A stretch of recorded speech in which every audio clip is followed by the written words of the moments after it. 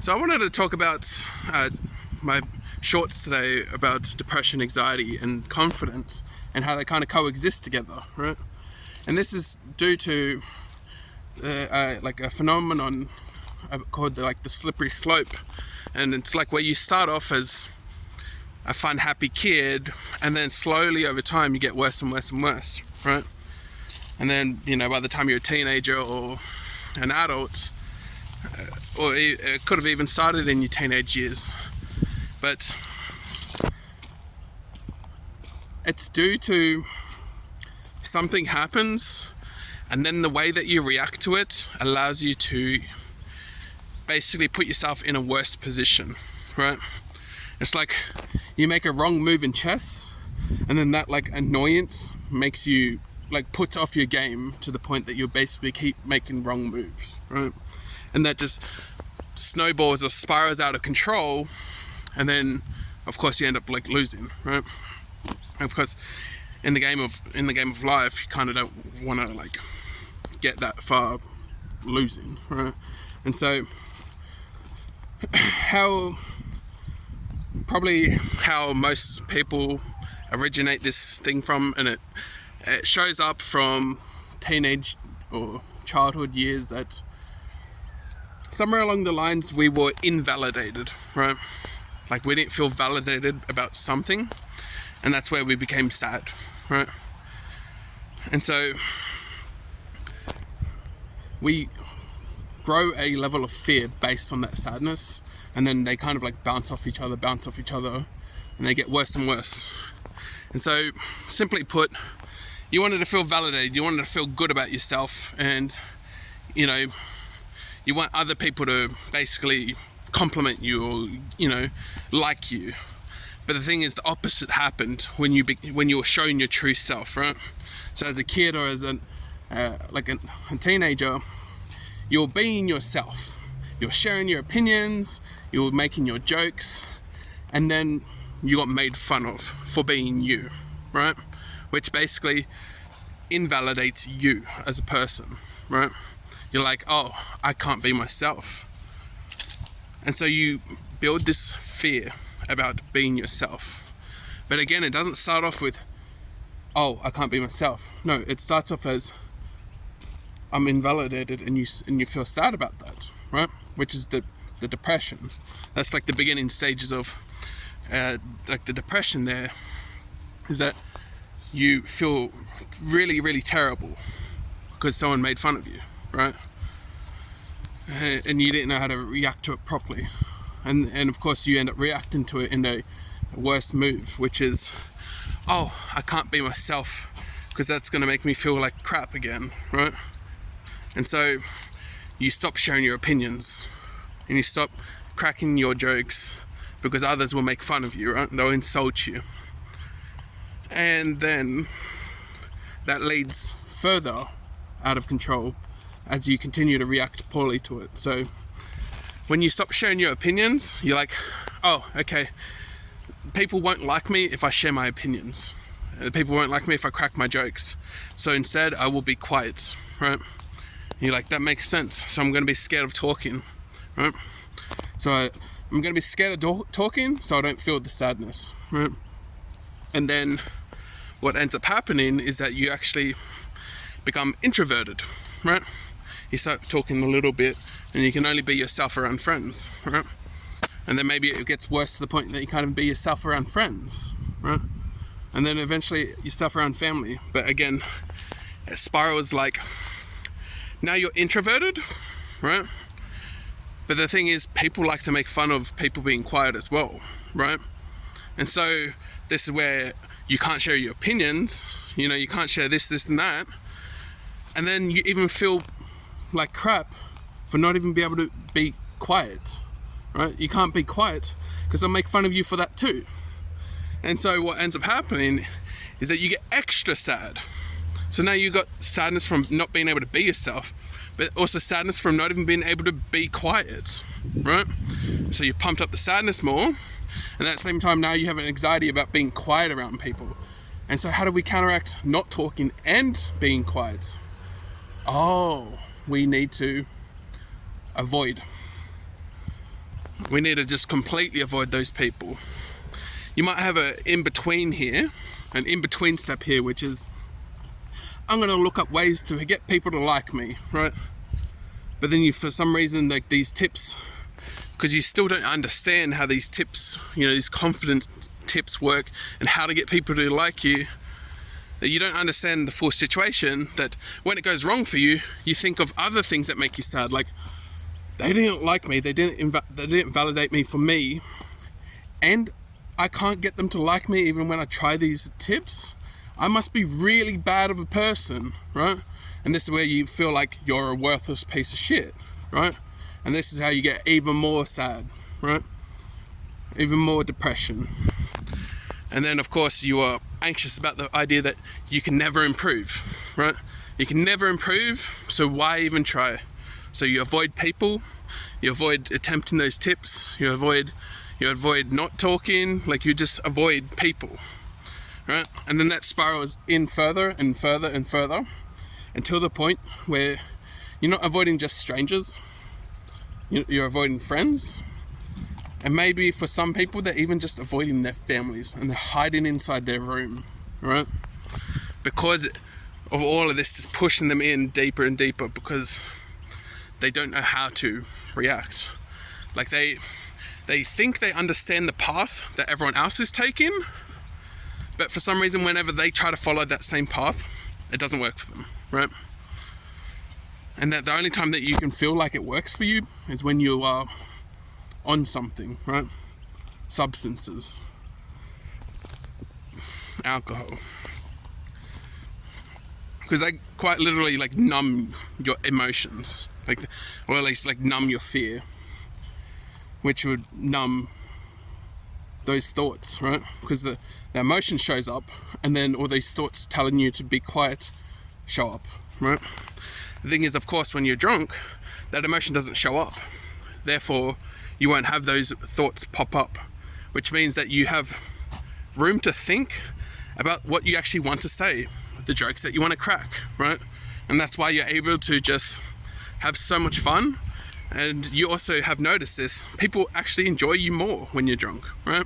You feel like people enjoy you more, which is crazy, because that doesn't correlate to when you were sober and being yourself ages ago, right? And so there's a mismatch, a misunderstanding of what you were doing back then and what you're doing when you're drunk. That somewhere along the lines, you can be yourself and people will enjoy your time.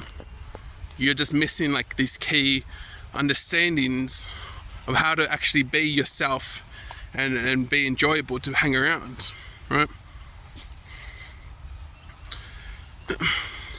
Again, you could probably correlate it to, oh, everyone else around me is also drunk. And to a degree that is true, yes. But you see what is actually happening there is that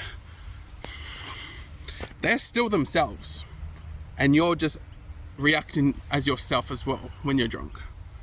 So what's actually going on there is they actually have no anxiety either, which is why they can enjoy your company. And this is why you can enjoy their company, because no one's got anxiety there, right? And so that gives a hint. That's a hint to how confident people work. Is that confident people, they aren't anxious, and at the same time, they are liked by the other person because the other person doesn't have anxiety about them, right? And now you can think about yourself. Think maybe you might have to go further back depending on how deep you are in this, that when you've had a very good conversation with someone, both people didn't have anxiety about speaking, right? Like that was what correlated to a good conversation where you both just got into it, right? That you're going back and forth and just having a time. That it resulted in neither side having anxiety, like worried, oh, should I speak up or should I say this joke, right? This is how confident people get their surrounding people to enjoy their company. How they can just speak to strangers and strangers will love them, right? This is something that you haven't been able to just pick up on because not many people actually even know about this, right? And so what it is that alcohol gives you permission to let go of your anxiety, right? The thing is, this is what confident people do. Confident people give you permission to let go of your anxiety about being an introvert, about not being able to share your opinion, not, this kind of stuff. And so there are like boxes to check to allow someone to not be anxious around you. And the more boxes that you can check, the more anxiety that you can bring down of theirs, the more that they like you, right? So if you just think about someone that doesn't like you and doesn't want to, speak to you, it's because there's something about you. You're creepy. You're approaching them at nighttime, right? Like you're being quiet and like closed off, but then at the same time like trying to like half crack a joke, but not like getting into it. All of these like weird, like not sure reactions that you're doing is going to give them a not sure feeling, which fear is a not sure feeling, right? I'm not sure if I should run or if I should stay. And so they're just calculating in their head, should I be fearful, right? So if you approach a girl at nighttime, she's going to instantly think, okay, doesn't matter who you are, why the fuck are you approaching me at nighttime? Like that's an instant like red flag, right? To them. Because they know if they're alone and it's nighttime, no shit that they should be worried. So this is the type of understanding you need when you are trying to understand how to become confident, right? Notice how everything that I've said in this video has nothing to do with like these fancy one-liner tips or like one-liner tricks and stuff.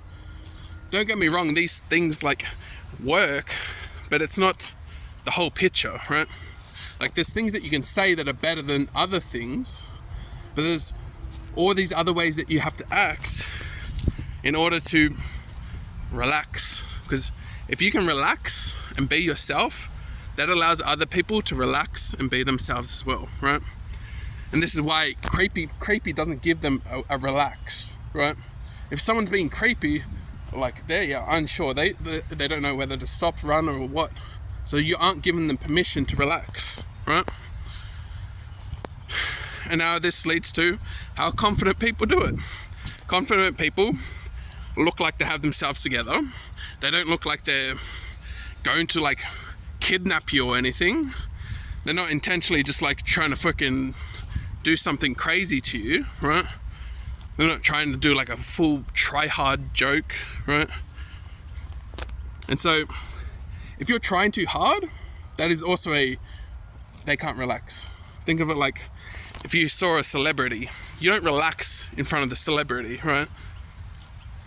Unless the celebrity is like very, very calming and allows you to relax in there, you'll just be like, holy shit, like, oh my gosh, man, I don't know how to like speak to this person, right? Because they're way too above your league that you can't feel relaxed. You get the anxiety about how to speak to them, how I should speak to this person. This person is like a god, right? And this is what happens when you try too hard to like have really exceptional jokes, right? Like you just check all the exceptional jokes. And this is also why these one-liner zingers and stuff, they don't work either. Because when you run out, then what, right? Now you're left with nothing. And so this is why you just have to be yourself and improve upon yourself. And this also allows other people to relax, right? So if you crack bad jokes, that means that people understand, oh, this guy, he doesn't even care if he cracks just like terrible jokes. Like he's laughing at them and he's enjoying himself. He doesn't look like he's trying to get me to like him. He's just enjoying himself, right? And that's another thing, like if you're being too needy, too pushy, or can I get your number again? You know, like this gets them to feel like you're just doing it for like an act, because you want something out of them. It's transactional, right? You're like, I'm gonna do an act, a performance, so I can get your number, right? And don't get me wrong, like, this works, but like, it's like a temporary solution to a bigger problem, right? Is that you should just have a way to be able to be yourself always. So even if you got into a relationship with them, you can just be yourself always, right? And that you can relax, enjoy yourself, and allow them to relax and enjoy themselves, right? And so, if you crack a bad joke, they think, oh, he's cracking a bad joke. It means I can crack bad jokes, right? Which gives them, what? Relaxation. They don't have to be anxious about, oh, they don't know how to respond to you. They're like, oh, do I have to do exceptional jokes? Do I do no jokes? Oh, they just made like a dark joke. It means I can make dark jokes, right? Right?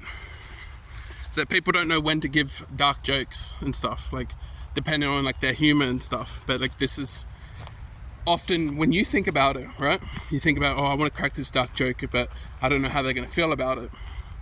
And then they crack it. Then you feel relaxed, and then you can start making them, right?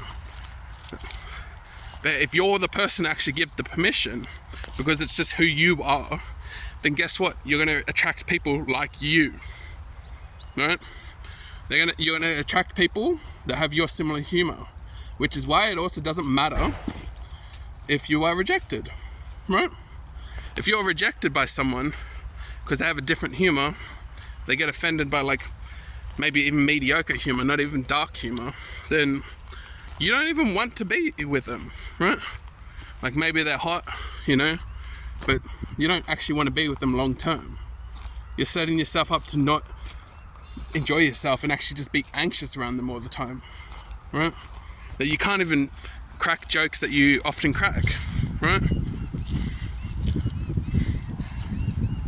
The thing is, if you're just cracking typical bad jokes, everyone else will like you. Like that's how people get liked by like everyone in their surroundings. And of course there is that thought that, oh, what if someone doesn't like me, and someone, that's normal as well. But a part of understanding the anxiety aspect there is knowing everything about the situation. For example, say someone is dangerous or something, right? He would punch you if you respond, you know, shared your opinion or something. You get better and better at like picking up on these types of people. But say if that happened, you can be confident in the way that you know how to respond to the situation. You don't have to run, as long as you're with friends and stuff that all love you, right? That you're fine.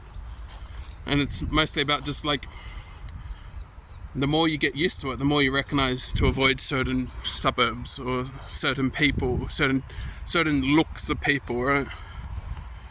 Because they are just downers, right? But at the same time, say it is like a friend group and there's like 10 of you. If you're doing that nice, confident thing, 9 of them will like you and 1 of them might not like you. The thing is, how much power he has over not liking you depends on the rest of the group, right? So if all the whole group didn't like you, then yeah, like you'll probably get kicked out. But because if you're being your fun, confident self, then most of them will like you to the point that that one person has no say, right? He's got no say. Of course, if you're just feeling like an introvert and you're like just like a person that's kind of just there, no one cares enough, right? Like, it's sad to say, but you are kind of like boring and a downer to hang out with, because you also try to avoid hanging out with every time they invite you, right? Like things like that. So the more you can understand everything that I'm explaining here, it's actually about understanding these things rather than looking for those one-liner zingers and comebacks, and you know what I mean? Like, the more we can recognize why things, like why people respond the way that they do, the more you can recognize how to become confident. Not, these liners are very good at getting reactions, right? Like, it's like, what? Like, that doesn't actually explain anything. So, recognizing fear and confidence are the same, right? And recognizing that your depression is linked with all of the problems that you ignore, right? That you know you want connection. You know you want to overcome your anxieties, and you know you want people to like you. Because it's not so much that you need it, but you know you will enjoy life. You would enjoy life if everyone liked you, right? You would. You've convinced yourself otherwise, but that's only so you could cope, right? So you could cope with your depression, cope with your fear. You know?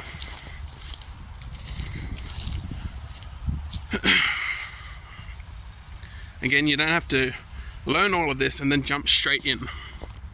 Yeah, you can eventually just learn all this and keep reiterating on it, right? Like, keep rethinking about, okay, that was a situation, what did I do here, what did they do there, did they enjoy my company, did they not, right? You know,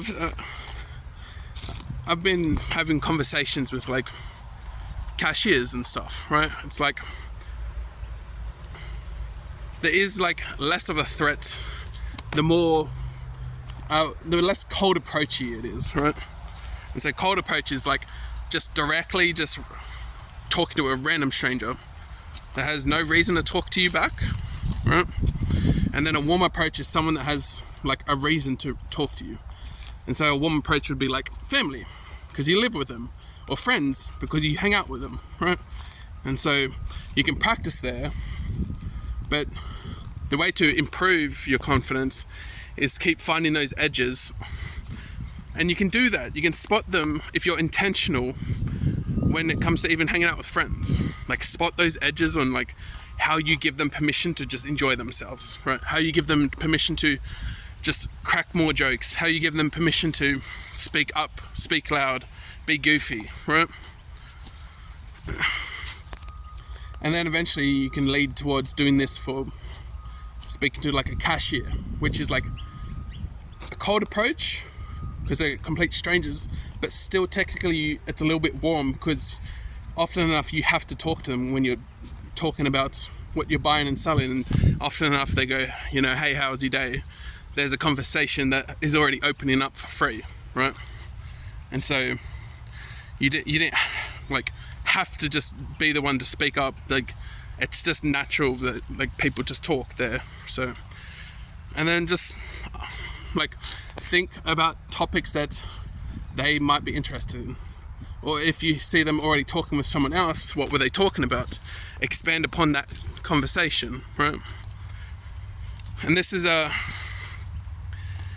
scary but another funny tip when it comes to like what it means to like give people permission, right? Actually, I'll give you the funnier one, and that is, think about when you fall over in public, right? You fall over in public and it's like you tripped over your own shadow, and you have two ways to respond to it. The way that you usually respond would be, that was awkward, I feel like crap, if you were alone, right? And you weren't like with friends. But of course when you're with friends, you know they laugh at you, right? And you kind of just laugh with them. But say you're alone and that happens. Now the only person to react to it is strangers. But the thing is, the strangers wait for your reaction most of the time, unless they're a highly confident person, right? And so most of the time how it would go is you're quiet about it and you're like, oh, that was awkward or shameful.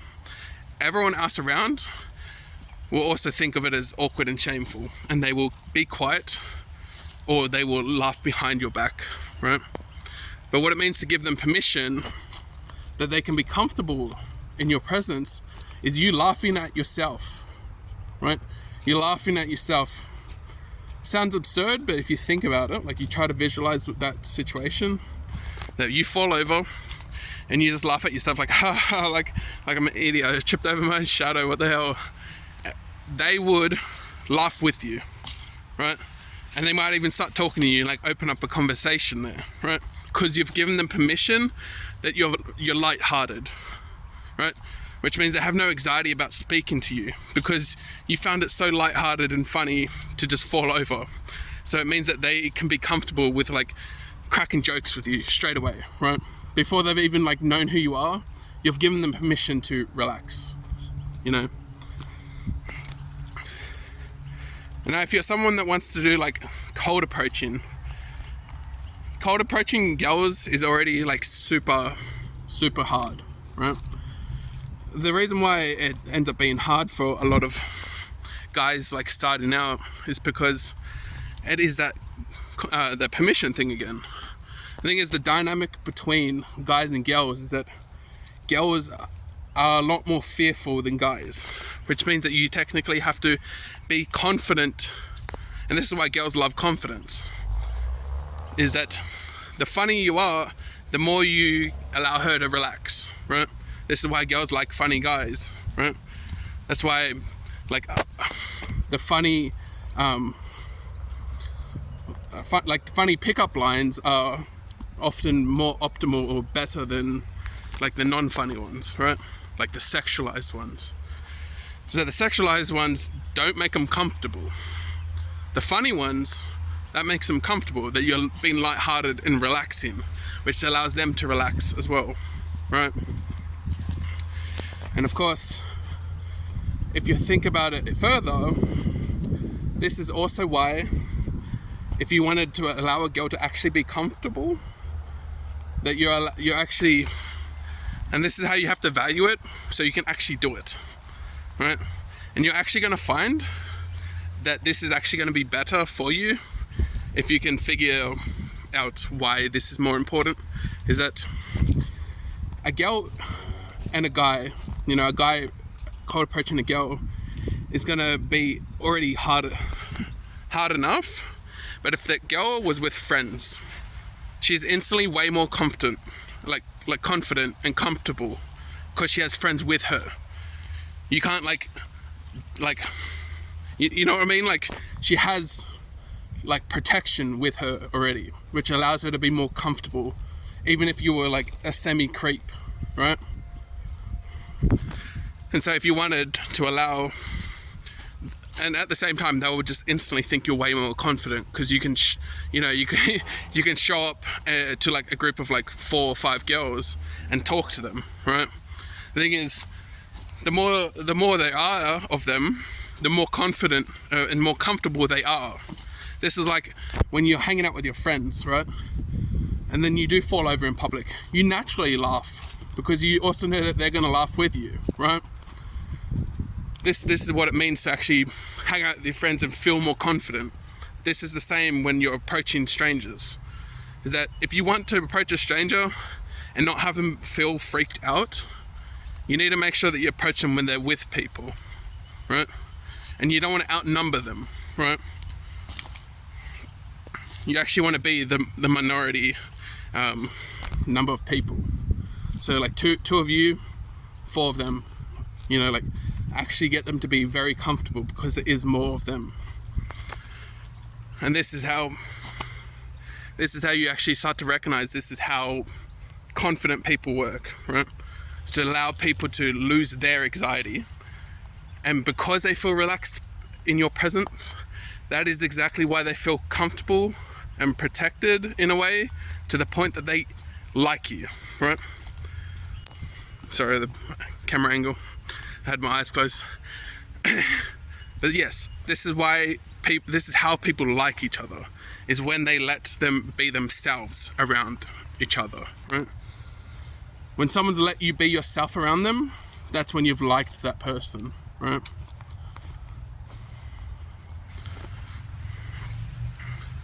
And so there is a lot more to go into it. Like, just again, like the more you understand the more you understand about these situations, the examples, the experiences, the more confident you are, right? So instead of trying to look for a new line every day, look for a new experience every day, right? Look for a new understanding, compare it to your previous experiences, and try to figure out what went wrong, what went right, all of this stuff, right? And the more you can recognize things will go well for you, the more you can recognize you can be yourself and people will like you, right? This is how you overcome your anxiety, right? This is how you overcome it. This is how you become confident. None of that bullshit that you see. So proud of you guys if you watched through the whole thing. So, and let me know your stories and stuff down in the comments. I'm keen to respond to them. So see you guys.